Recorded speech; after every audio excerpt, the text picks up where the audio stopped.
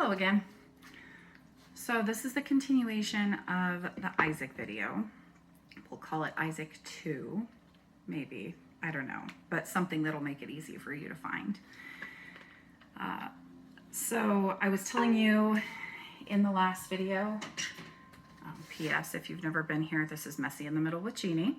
And so if you are watching this video and you haven't watched any of my videos before, there is a first video that goes with this one. But it got to be like 45 minutes long, and I'm trying to keep them to be about a half an hour, so I went way over time. So this is the extension of that video in hopes that it allows people to live their own lives and not have to sit and listen to the whole story in one sitting. So, Messy in the Middle with Jeannie. I am currently making apple butter, and I am talking about my son. And his name is Isaac, and he passed just 2 years ago last week. And so I am telling his story. So, what I am telling you in these videos that I'm doing right now is about his medical history. There is a whole lot of life experience that he had and a whole lot of things that we did with him that I had to put in the different seal in my Instant Pot. There's a whole lot of life experience that he had and a whole lot that he offered to the world that we will talk about as time goes on, but I felt like it was important to really kind of give you the background of his medical history so that you understand kind of where he was, especially for those of you who maybe have a child with a complex medical history, so you kind of understand where I'm coming from and what I'm talking about as I go forward. So I'm making apple butter, and there's more about that in the previous video, so you'll have to watch that one.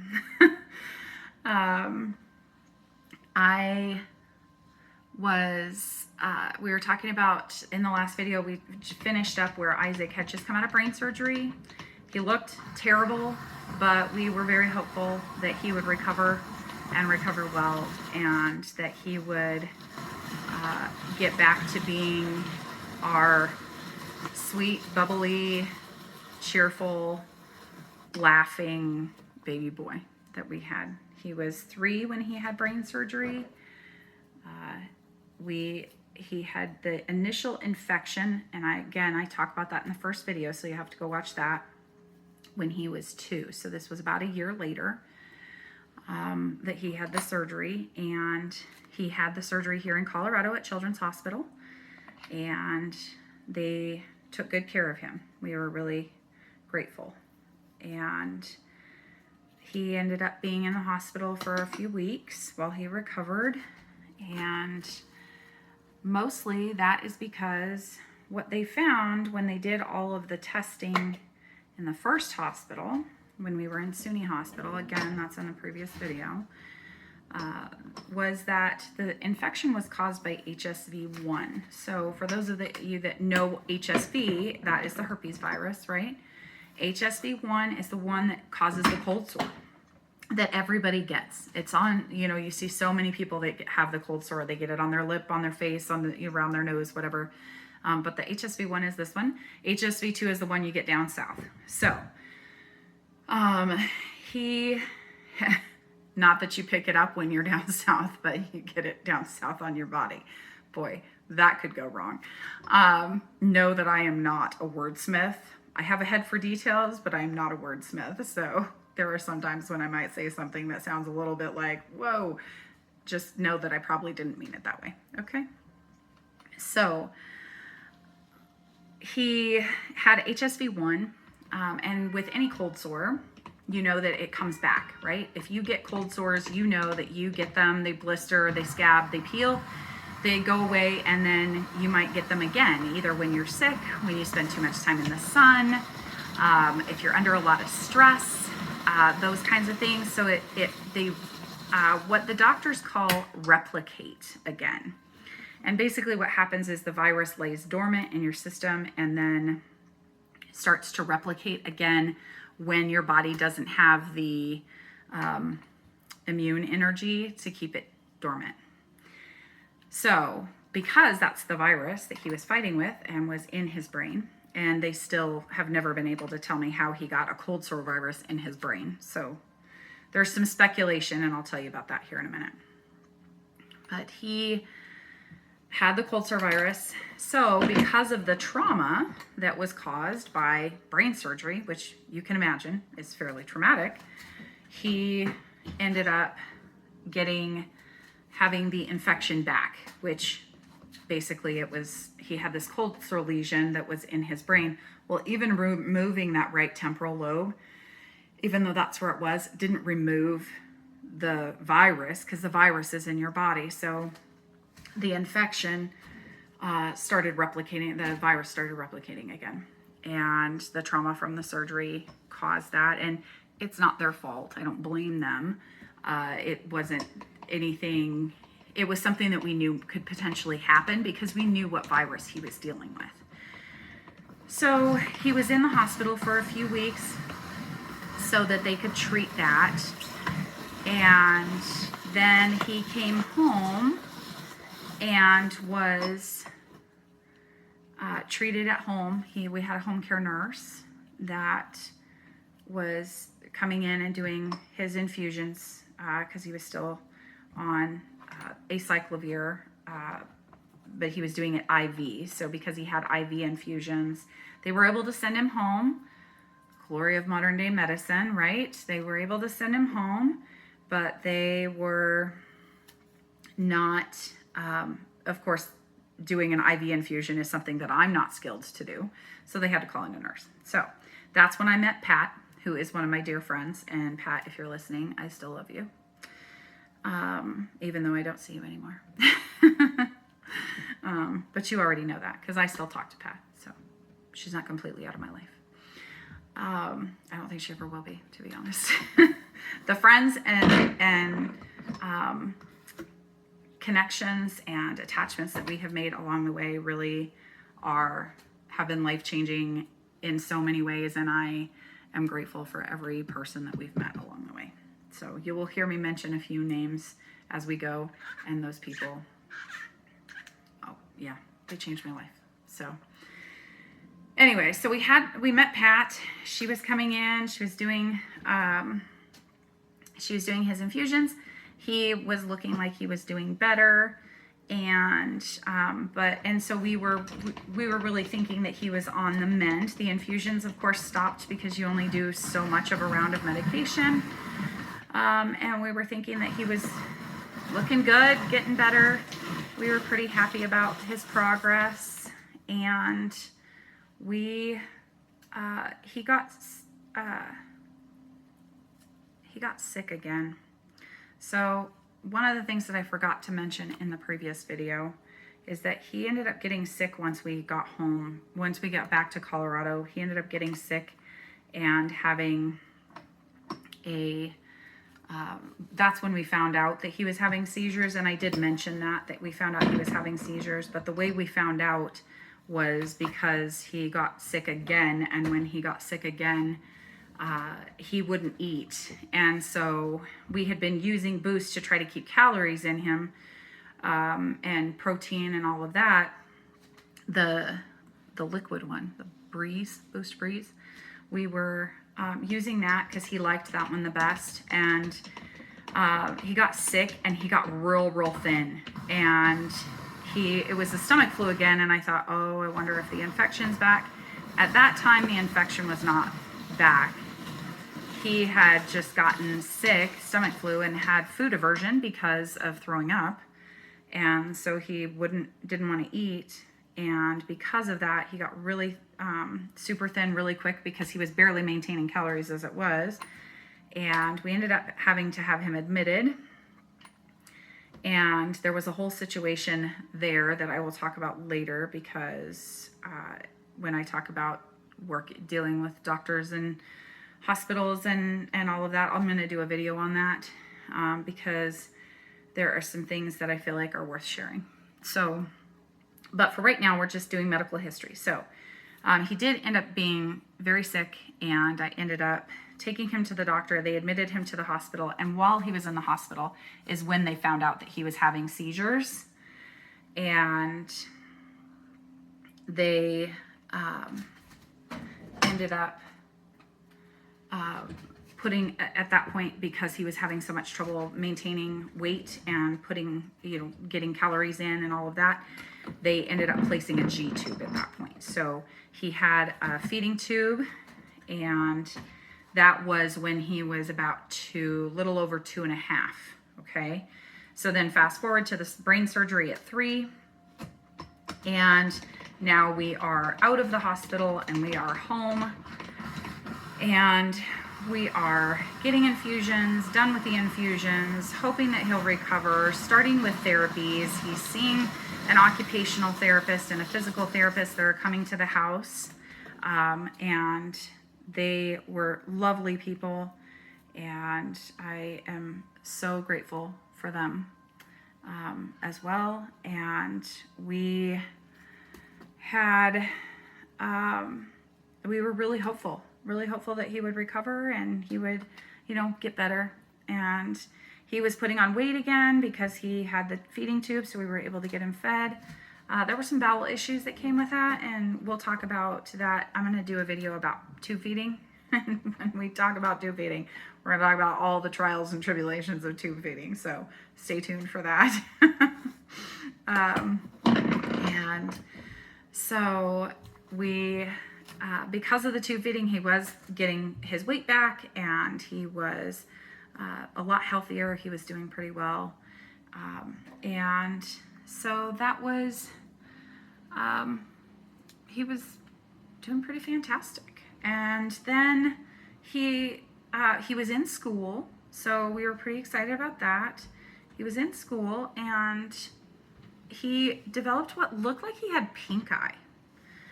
And it was, his eye was pink, but it just kept getting, kids have pink eye, right? That's normal, especially when you're in school. You get pink eye. And he was in preschool, so everybody touches everybody, right? There's no, like, keep your hands to yourself. No, they're all in very close proximity and all in each other's business. And so we thought, oh, he has pink eye because, kids get it. And but it just kept getting more red.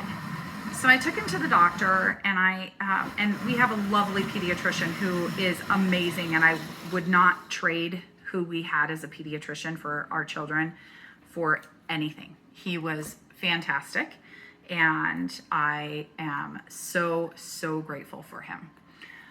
But like us, he saw what we were seeing and thought, it's just a bad case of pink eye. Sometimes it gets kind of red.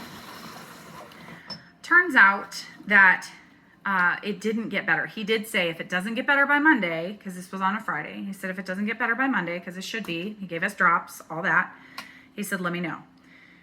So we went ahead and let him know on Monday that it wasn't better.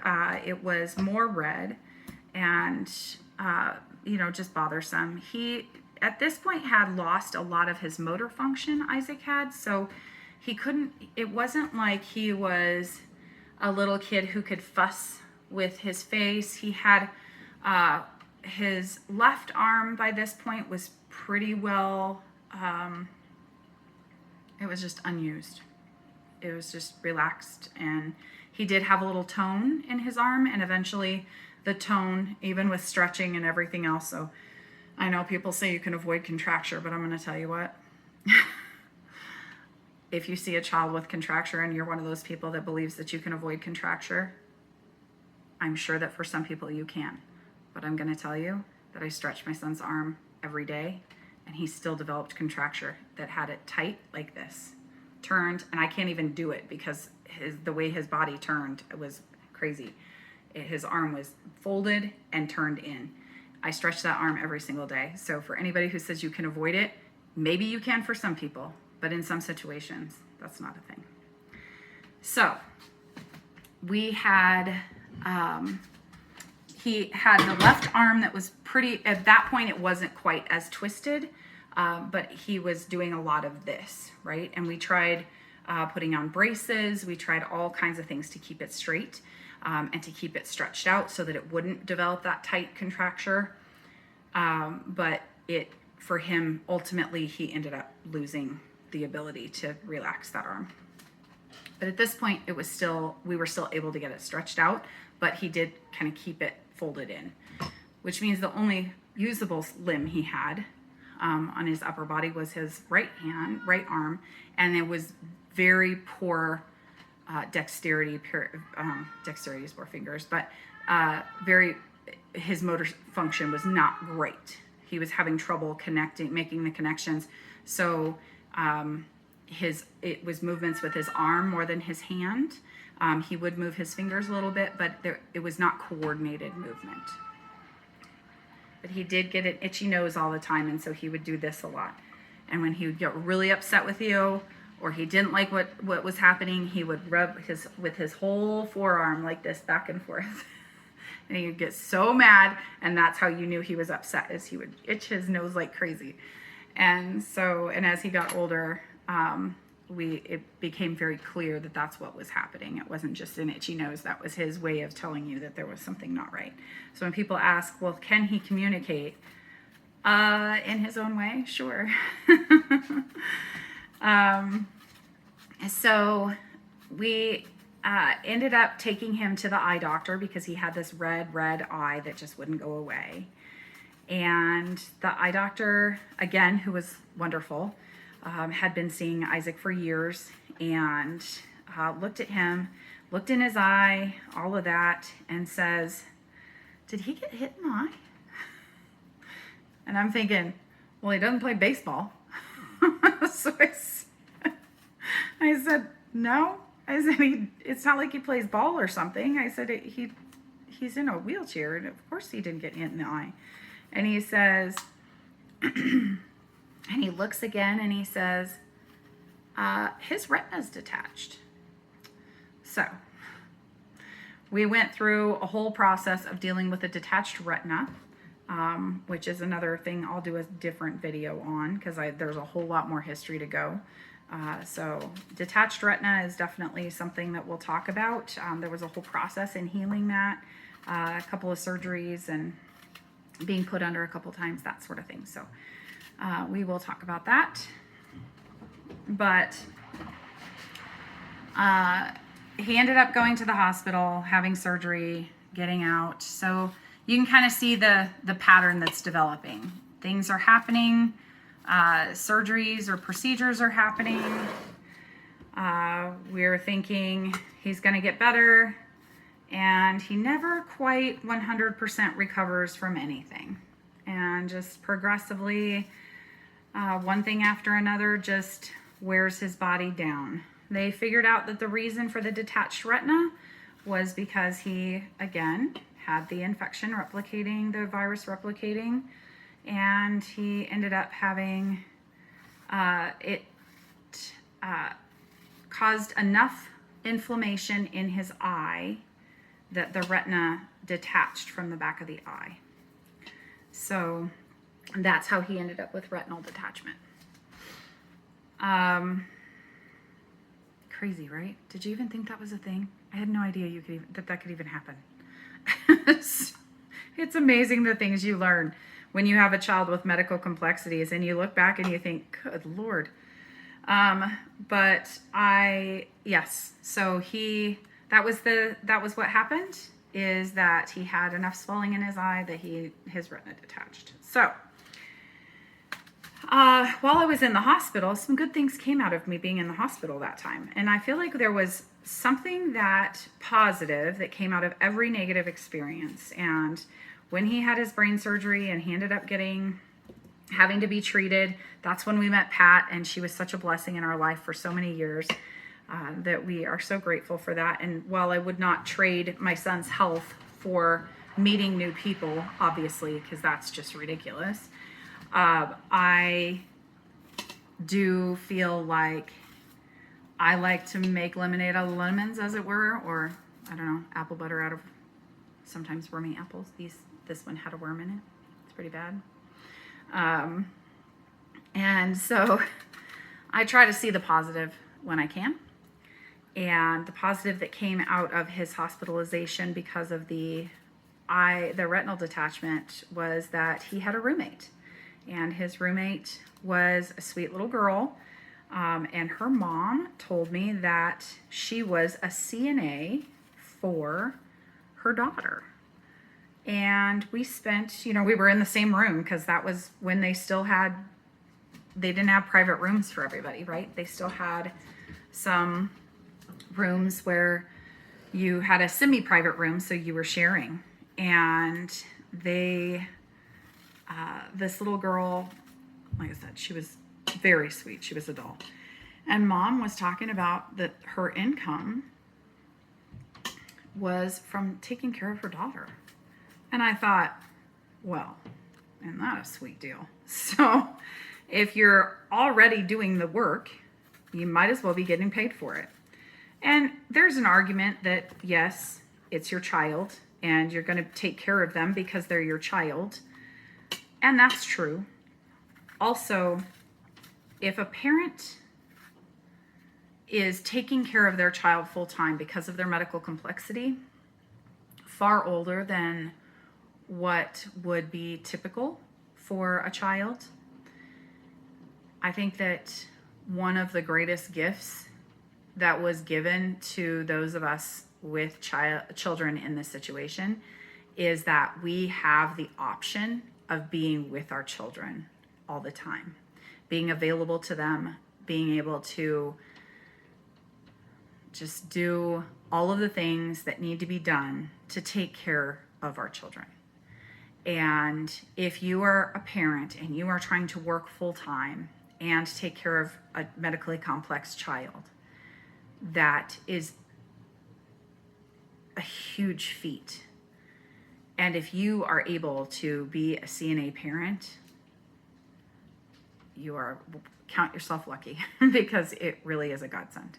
So that's my personal feelings about the CNA parent program. Not every state has it, but if you have a medically complex child, I highly recommend you look into it because it will change your life. So I found out about this, didn't have any idea it was a thing, found out about this from another parent. So now I can be that parent for you if that's not something you're doing. Please look into it because it could be even worth a move depending on how complex your child is and how much attention they need.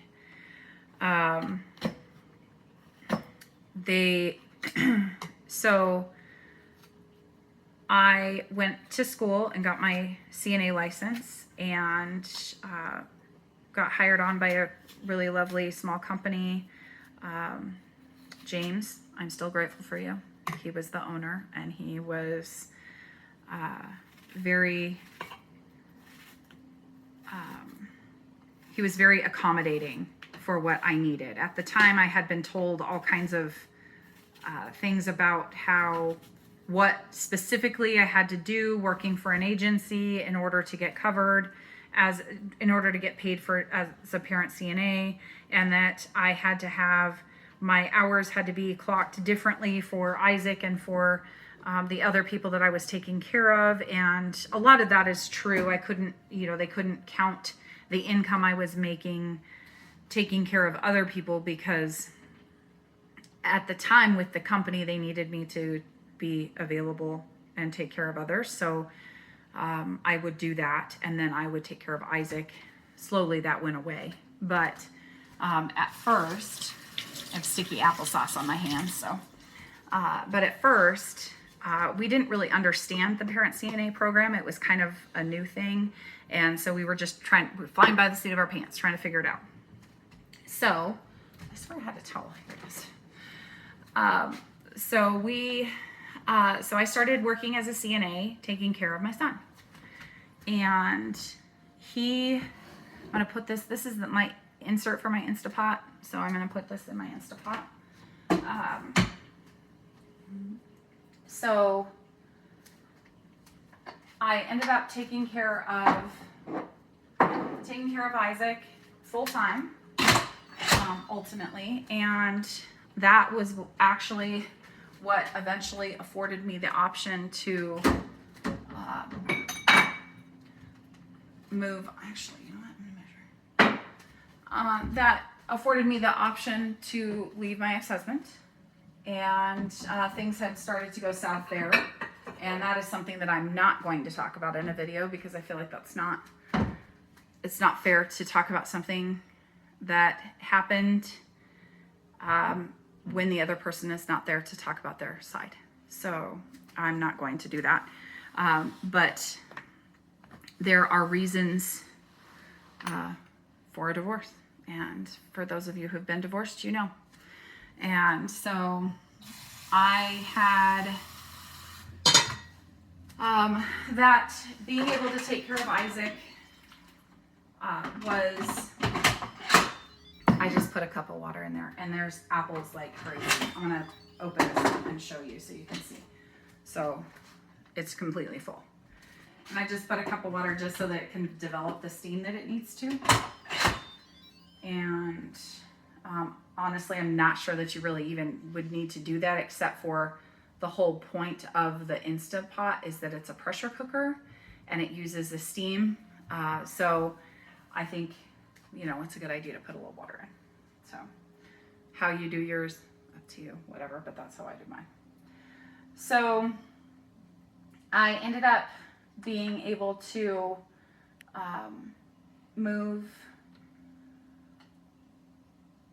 put in for a divorce, all of that. There were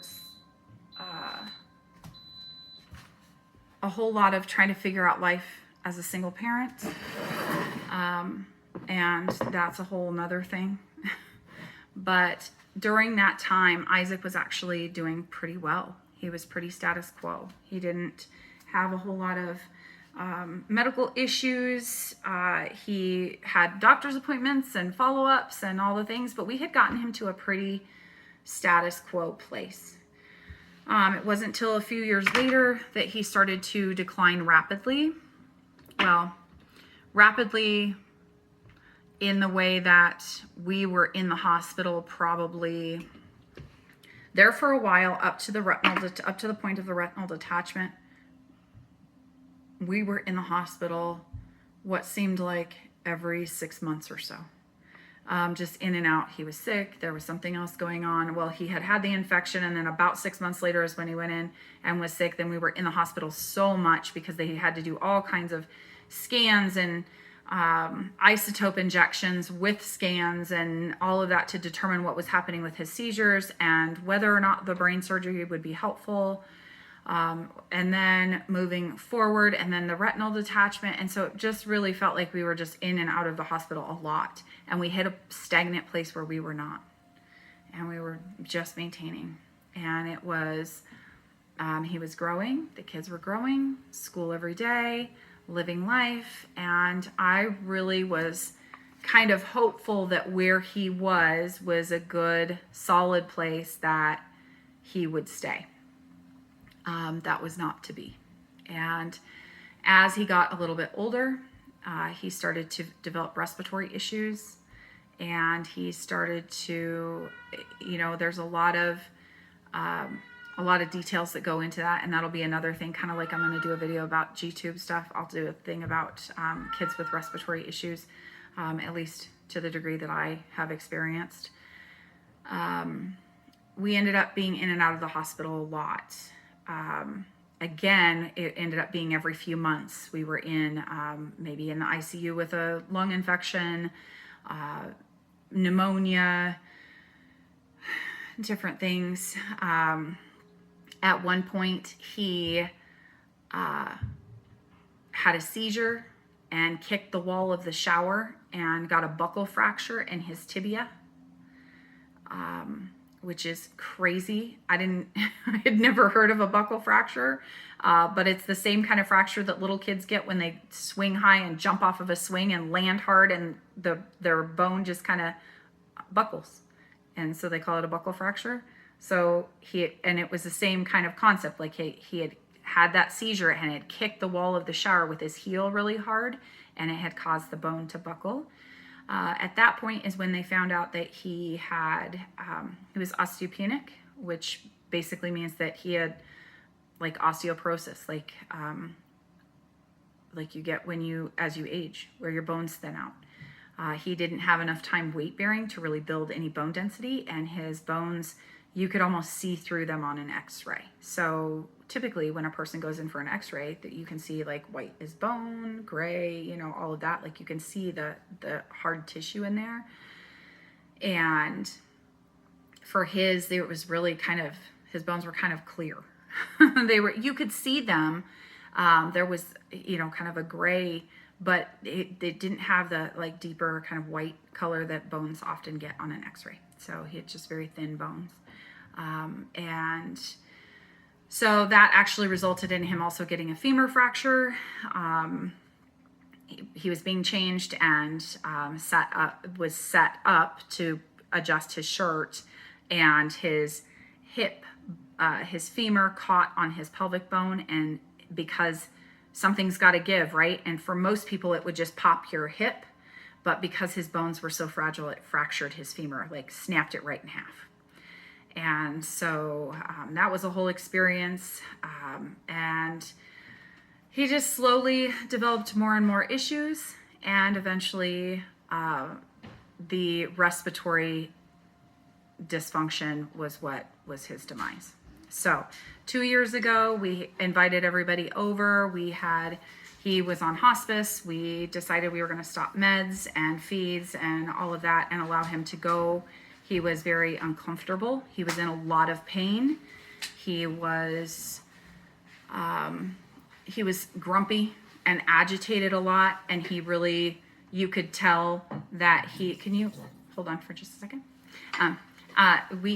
You could tell that he was not happy, and that he had gone from being a pretty chill, happy kid to being really unhappy and really uncomfortable. And we felt like keeping him around and sustaining a poor quality of life for a person who had fought so hard for his whole life was not fair. So we made the decision to allow him to go. And that is the end of his story. He was a great teacher, and he provided so much peace and compassion. He taught so many people so much compassion, and we're really grateful for him. Anyway, this is Jeannie with Messy in the Middle, and I hope that you have a really great day.